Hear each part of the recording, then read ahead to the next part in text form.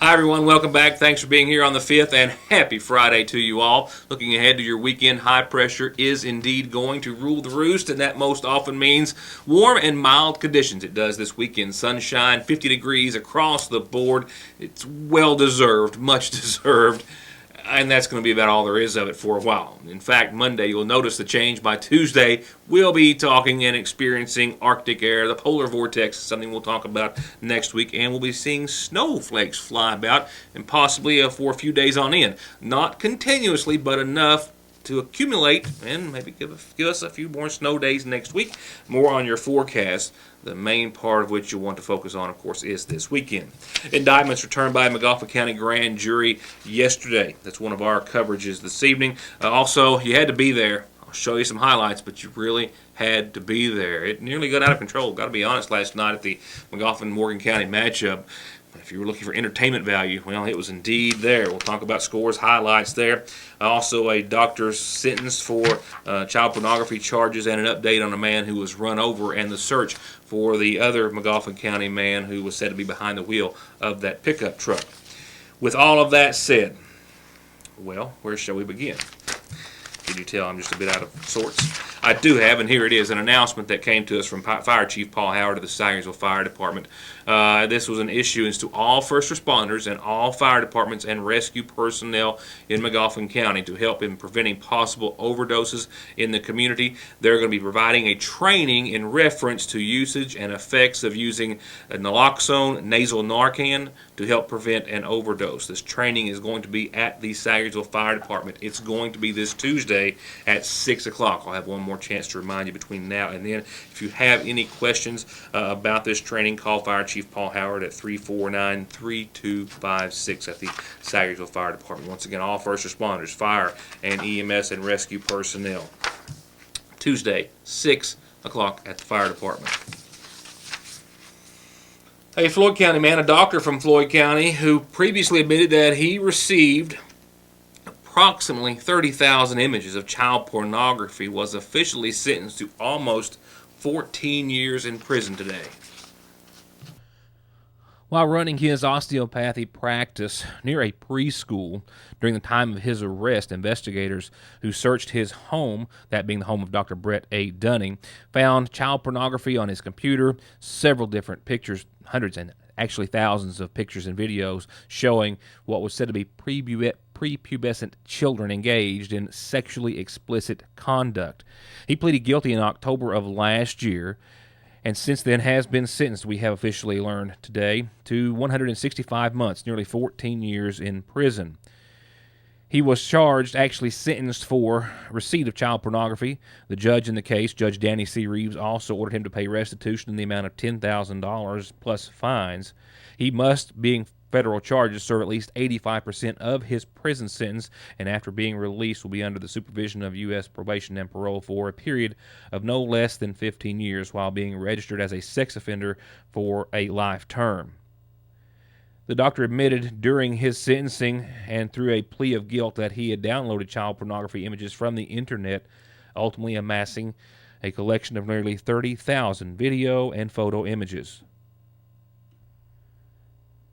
He was arrested by authorities in March of 2013, facing initial charges of possession of matter portraying sexual performance by a minor, then later indicted by a grand jury on 6 counts of similar charges. And last report, and that was just a few moments ago, McGoffin County Sheriff's Department is still actively searching for a McGoffin County man who is accused of running over another and then leaving him for dead. Meanwhile, we've also learned that the condition of that accident or incident victim, I should say, is not improving at this hour. These are the images that I showed you almost exactly 1 week ago today, around 4 o'clock last Friday.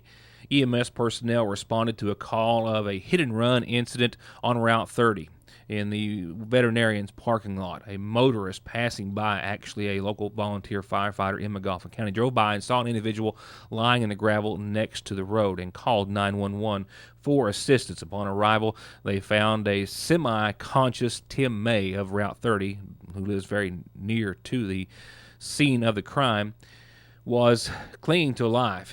He had appeared to have been run over and possibly beaten and was left basically for dead in that parking lot. He identified his attacker as J.R. Allen.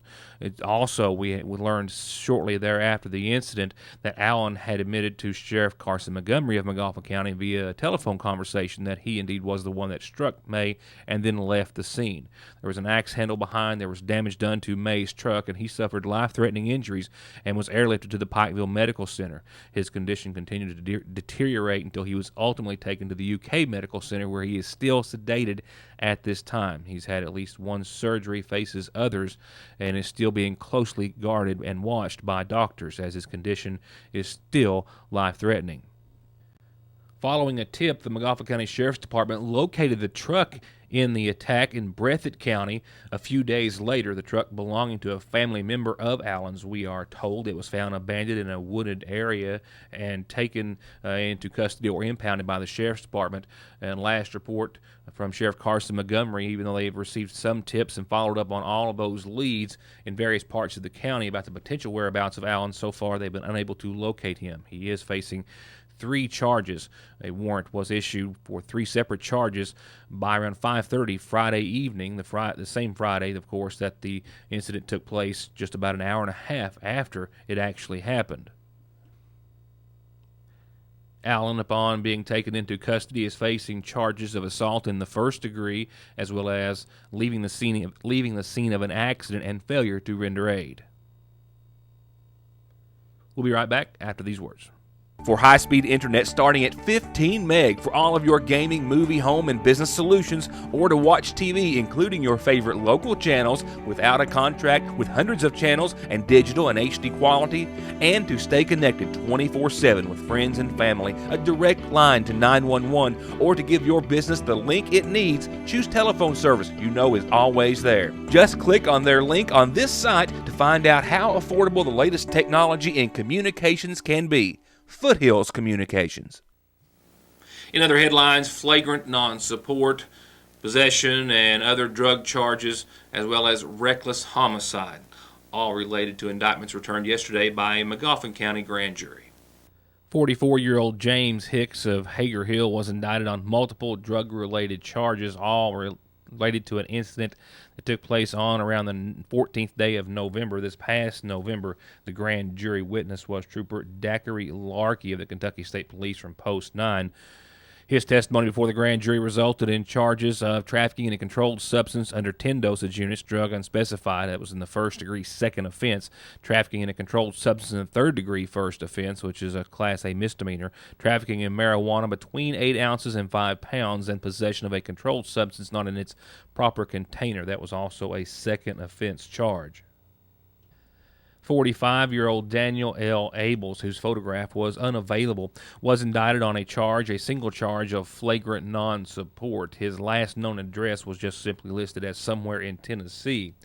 The indictment, though, the one-count indictment, reads that sometime from on around the first day of March of 2002 to the last day of December, this past December, just a little more than a month ago, Abels committed the offense of flagrant non-support when he persistently failed to provide support for which he can reasonably provide, in which he knows he has a duty to provide by virtue of a court administrative order to minor children. Failure in the results of arrearage of a little more than $24,408. 29-year-old Courtney R. Conley of Sagersville, who currently resides in Lexington, was indicted on a single charge of reckless homicide. The grand jury witness, Detective Jason Dowles, presented testimony before a McGoffin County grand jury related to an accident that took place on June the 6th here in McGoffin County. It happened on Gun Creek, a fatal ATV accident. Courtney Conley was behind the wheel of a Polaris RZR side-by-side when he and his friend and passenger Edgar Gamble Jr. rounded the curve on Tunnel Hill. The operator lost control of the ATV and went off the roadway, struck a tree, and burst into flames. Gamble was found still inside that vehicle at the bottom of the hill. After an investigation on behalf of the Kentucky State Police, the presentation was made to the McGoffin County grand jury, and now here in February, the indictment returned, once again the name of Courtney Conley, for a single charge of reckless homicide.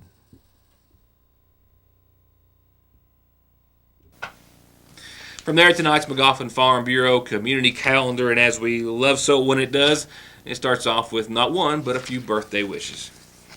First off, we'll begin with a sweet 16. Happy 16th birthday to Megan Arrowwood with a whole lot of love from a whole lot of family and friends. 16 is one of the most special. Happy 16th birthday to Megan Arrowwood. And I'm not done. I've actually got a host of birthdays this evening. And I've got a happy birthday wish. This one says a happy 7th birthday wish to Abigail Gibson. Love, Mommy, Daddy, and baby brother. And also tagged on to the end of this, another birthday wish from grandmother Becky, because a whole lot of folks called in to wish now 7-year-old Abigail a very happy birthday. So from your grandmother Becky and mom and dad and baby brother, happy birthday to you. Happy 7th birthday to Abigail Gibson. 8th birthday wishes tonight go out to Presley Jane from your great aunt Becky and a host of family and friends. Happy 8th to you. I've got a 19th birthday that came in yesterday. Unfortunately, her mother has forgiven me for not getting it on in time. At least I think she has. I'm assuming she has. Regardless, happy special birthday wishes tonight. A day belated. My apologies to Jenna. Jenna, happy birthday from your mom, dad, Justin, Mamaw, friends, and family, and all your co-workers at Little C. I'm not quite sure where that is. Nevertheless, happy 19th birthday to you.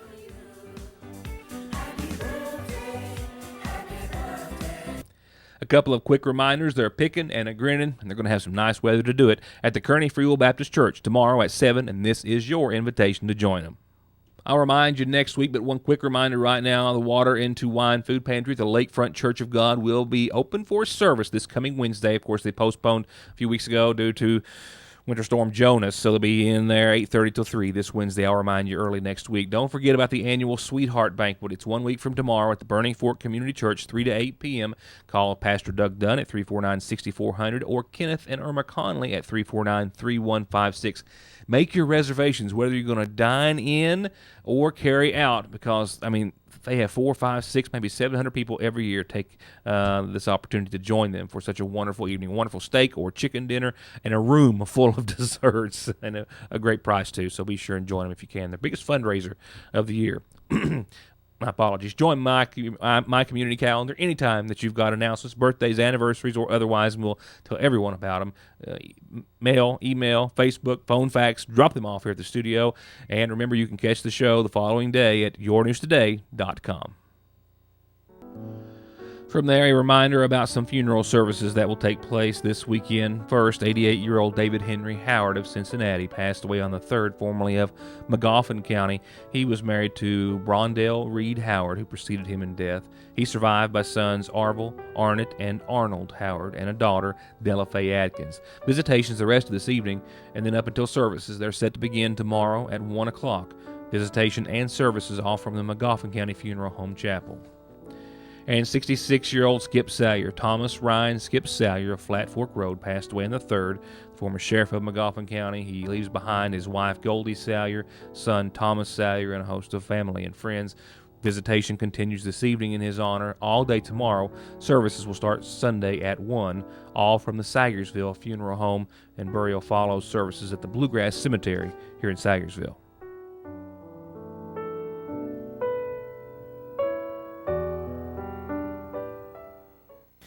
In high school sports, if you were there last night, you understand and know the hardship I have had today to try to find words to describe the contest between McGoffin County and Morgan County last night. Intense, perhaps one of the best words that I could use. This matchup was a wild one, nearly getting out of control on a couple of occasions, I have to admit. But if you were looking for, as I said at the top of the program, an entertainment value, well, it was certainly through the roof. It all started on a calm note, a relatively calm note. This perhaps the calmest point of the entire evening, obviously before tip-off. I don't think anyone was expecting last night's game to get as loud and as crazy as it did, as fast as it did. McGoffin County jumped out to an early 8-0 lead.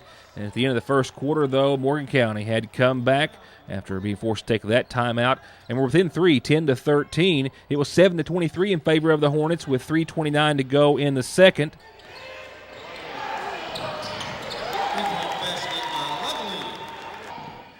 Peters' basket and the extra point here are both good for a 23-30 Hornet lead, and that'll finish the first half.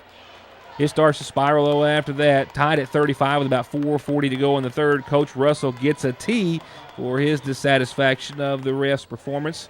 A lot of folks feeling that anger or that frustration last night. Morgan County takes the lead 39-37 there with 3:39 to go in the third. The Hornets get back on top 41-47 at the end of three, but a Morgan County fan then takes center stage, and he gets an early trip home. I think inviting the ref to go with him.